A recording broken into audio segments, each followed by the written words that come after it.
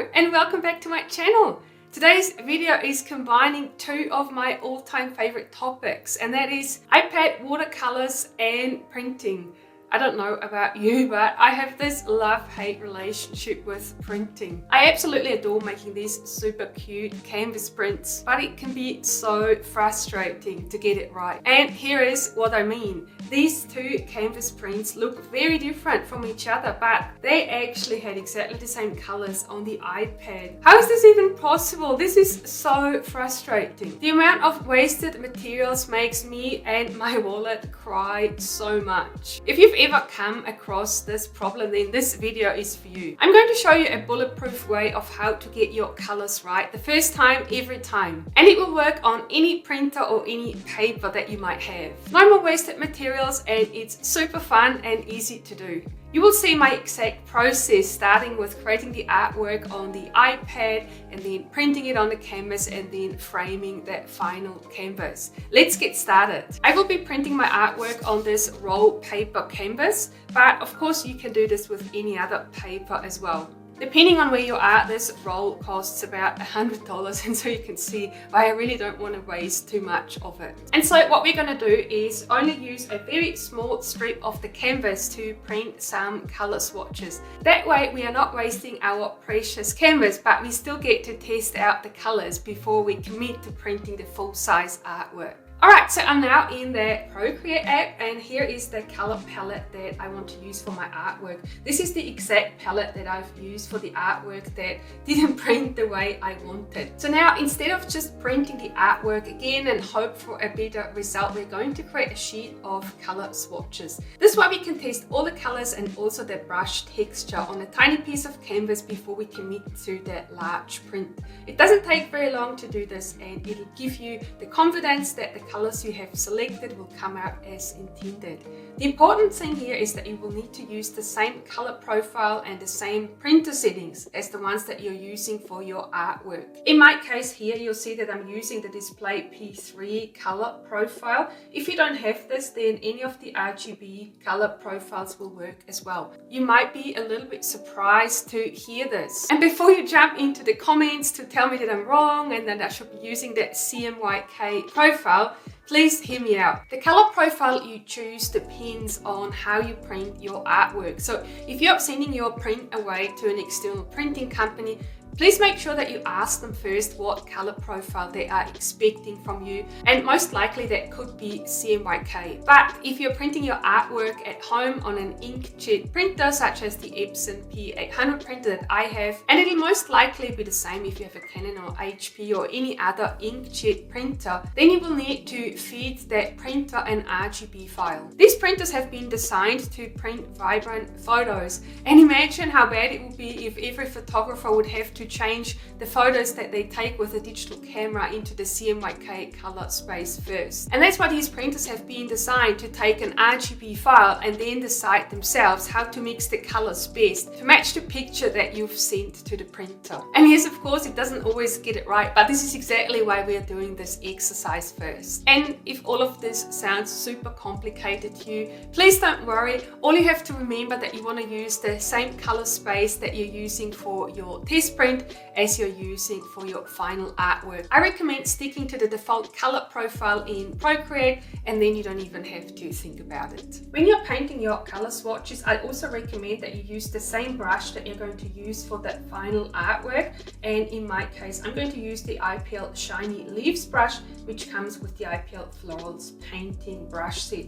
And now it's just a matter of selecting the colors and then painting the little swatches like this. Alright, so now we're ready to create a test print. And because I'm printing all my files from Photoshop on my Mac, we will need to export the files as a PSD file. I need to do this because unfortunately the Epson app on the iPad can't print to the roll paper. The important thing here is that you're using the same printing app for your test print as the one that you're using for the final art print, because that way you can compare apples with apples. I've loaded Photoshop, and our test print here. And so now we are going to select File, Print, and this is going to bring up the print dialog. And of course you need to select the correct printer. In my case, this is the P800 series. And then the first thing we're going to do is set up some of the print settings. You will need to choose the paper size, and I'm going to print this on the 17-inch roll paper. So that's what I've got selected here. And then another one of the settings is the print settings here. And this is where you can decide the page setup and then the media type. And in my case, this is roll paper, and then the media type is canvas matte. If your printer allows it, it's also good to choose the print quality. Mine has 2 different settings, and I'm using the highest possible setting here. And then we're going to click on save. And then the next step, which is the critical step, and something that I've struggled with for a long time, is the color management. So this is really what makes all the difference. You'll see here in color handling, we have 2 options. We can either let the printer manages the colors, or we can let the application handle the colors. In my case, this is Photoshop, but you might be using a different application. So that would then apply in your case if you had these 2 options. And from experience, letting the application manage colors will produce much better results. But I'm actually going to print both options so I can show you the difference between the 2. And if you let the application manage the colors, you will also need to select the print profile. So make sure that you download the print profile for the paper that you're using from your printer manufacturer. You'll see there's a whole lot of different options here depending on the printer that you're using. But the one I have is the P800 Exhibition Canvas Natural Matte. So this is what the printer is using to mix the colors properly. And then there is another little drop box here that says rendering intent, and this gets me confused every time as well. You see there's different options here, and I'm going to try them all out as well so I can show you the difference. But again, from experience, relative colorimetric will produce the best results. And then last but not least, also make sure that you've aligned your test print properly. In my case, I need to put my artwork all the way at the top because it'll start printing from here, and then it kind of goes down there. And so this will use the least amount of canvas. And now we are ready to print, and let's see what happens. Alright, so now we have finished our test print like this, and this is what it looks like, and you can see it hasn't used up too much of the canvas. And so now if we are comparing this to the colors on the iPad, you'll see that they didn't come out too badly, and they're pretty close to what it is, but there are still a few differences. And then here are the printouts of some of the other options that I've tried as well. So now let's compare the different files to each other, and you can see when it says Photoshop Manage Colors, all of these came out quite similar, but then when you select Print or Manage Colors, this came out completely different. And so this is really why we're creating these test prints, so we can see how the colors are getting rendered on the canvas. And then another thing to remember as well is that the canvas has a little bit of a color by itself. So the colors on the iPad versus the canvas are always going to come out a little bit different because the inks are going to mix with the texture of our canvas. Alright, so now that we've created our test prints, we're ready to create our artwork. We're going to start by setting up the canvas. And the canvas size that I'm going to use is going to be 10 inches wide, and it's going to be 12 inches high. Set the DPI to 300, and then on my iPad this will give me 169 layers, but this really depends on the iPad that you're using. And then here the color profile, you'll see that mine has been set to display P3 by default, so I'm going to leave it like this. So this is that 10 by 12 inch canvas size, and you can see that the canvas gets wrapped around the edge here a little bit, and it's actually quite nice to have some of the artwork wrap around as well. So there's quite a few of the elements that sort of overlap, and I think this looks really nice because when you look at the artwork from the side, it's not just blank. So now what we want to do to facilitate this is to expand the canvas, and I started with this size on purpose because what we want to do first is just fill the canvas with any color. Alright, and so now we are going to change the size of the canvas. Tap on canvas and then go to crop and resize. And so now what we want to do is add 3 inches to each of the sides. So now here I'm going to put in 13, and then here I'm going to put in 15 inches.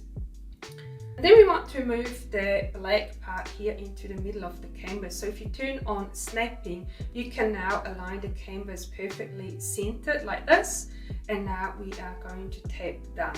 Alright, so now we actually want the inverse. We actually want the dark side to almost act as the bleed area. So now what we're going to do is open the layers panel and then tap on that layer thumbnail and tap on select. And then in that selection menu, tap on invert to change the selection. And then we're going to open up the layers panel. We're going to create a new layer and then tap on fill layer. So now this fills the selection that we had before. And if we turn off the visibility of layer 1, you can see that we have now this matte. We won't need this layer anymore, so we can just delete it. And this is our matte. So this is probably quite dark. So what you can do when you're painting this is you can just decrease the opacity a little bit. And so now you get to see the bleed area of your canvas, and then also the canvas size is in the middle like this. So now the next step is to decide on the exact colors that we are going to use. So we're going to open up the layers panel and bring up our color palette. And so now we need to decide exactly which colors to use. And of course, now that we have our color swatches, it makes it so much easier to choose from. And of course, you might already like the colors that we are seeing here. So you're good to go and you can just use the swatches as they are. But in my case, I expected this part here to be quite a lot more vibrant, probably more closer to this type of color. And then also the middle part here, the light pink, I wanted this to be a little bit more intense, so I'm probably going to use this color here. And then also the gold, you can see it's pretty much the same as we have it here in our swatches, but I want this to be slightly more golden. It looks a little bit more bronze, so we might need to adjust this color a little bit. So now we're going to create a new layer, and then we are going to start painting. I'm going to be using my shiny leaves brush, and I'm going to make it quite large. And now we can just paint these random blobs. And the nice thing about doing this is that there is not really any rhyme or reason on how you're doing this. You can be completely creative in however you want to draw your shapes. One of the things I recommend is that you're drawing your shapes on different layers so that we can change them later on. And now we're going to select the pink color, and in my original artwork I've selected this color here, which created this kind of blob. But as we have seen from our color swatch, this color prints out quite light, and I would like to use that slightly darker pink here. And so now that we know this, we can select the correct color swatch. And even though it might not look as nice as the other one, this is actually going to print much nicer. So now we're going to create another blob. And then you might like to rearrange this as well. And again, you can see how handy it is now that we've painted these on a separate layer. Alright, so now we're going to create another one, and this time I really want it to be quite a lot more intense. And I was thinking of actually using this quite dark orange, and you might not choose this because on the iPad this looks really, really dark and intense. But this is actually going to print really nicely. And because we've got the color swatch, we can be confident that this is going to turn out the way we want to. And then also, if you're not quite happy with the shapes, you can use the warp tool here, and you can maybe arrange them a little bit and make them look exactly the way you want.